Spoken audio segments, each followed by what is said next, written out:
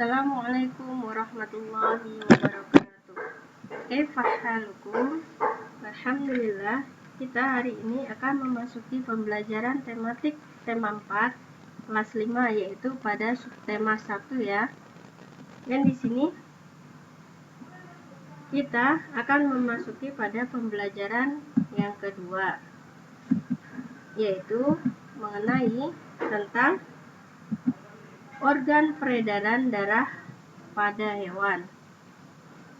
Sebelumnya kita telah mempelajari tentang sistem peredaran darah pada manusia ya, dan pada kesempatan hari ini kita akan sedikit mengulas tentang sistem peredaran darah pada hewan. Sistem peredaran pada hewan terbagi menjadi dua, yaitu sistem peredaran darah terbuka dengan sistem peredaran darah tertutup. Sistem peredaran darah terbuka. Pada sistem peredaran darah terbuka, darah dan cairan lainnya tidak diedarkan melalui pembuluh darah, tetapi terkadang langsung beredar ke rongga-rongga tubuh dan kembali lagi ke dalam pembuluh. Contohnya adalah hewan belalang. Belalang termasuk jenis serangga atau insekta.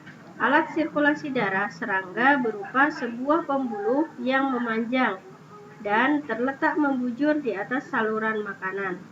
Sistem sirkulasinya tidak mengangkut oksigen dan karbon dioksida karena darah belalang ini tidak mengandung sel darah merah atau sering disebut dengan hemoglobin, tetapi ini mengandung hemosianin. Oksigen diedarkan ke seluruh sel-sel tubuh dengan bantuan saluran udara atau disebut trakea.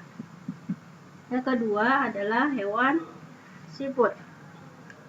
Peredaran darah pada siput diawali dengan darah dipompa dari jantung mengalir melalui sinus menuju jaringan tubuh.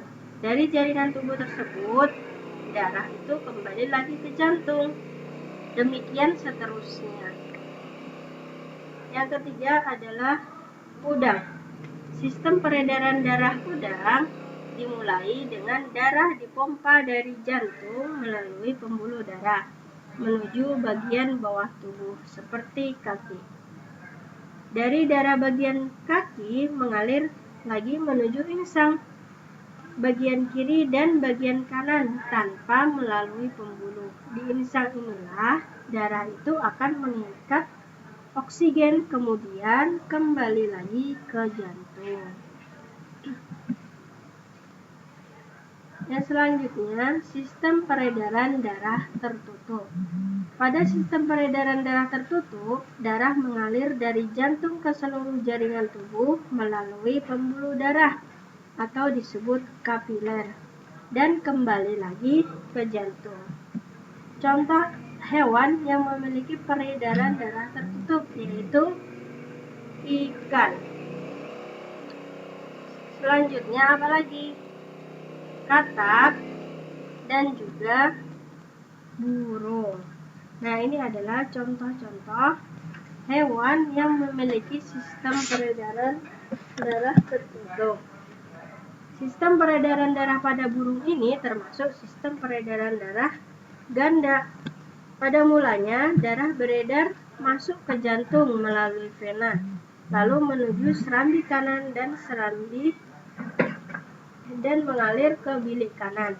Selanjutnya, bilik kanan akan memompa darah ke jantung menuju paru-paru.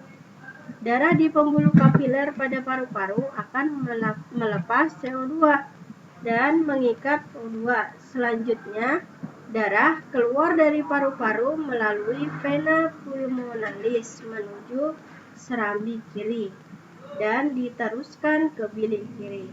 Setelah itu, dari bilik kiri inilah darah akan diedarkan ke seluruh tubuh.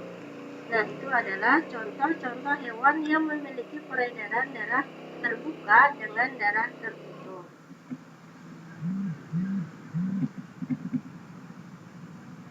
Ya, alhamdulillah pada pembelajaran kali ini cukup sekian dulu ya untuk tugasnya. Silahkan nanti kalian memahami apa yang ada di buku tema 4, subtema 1 dan pembelajaran kedua, yaitu tentang sistem peredaran darah pada hewan.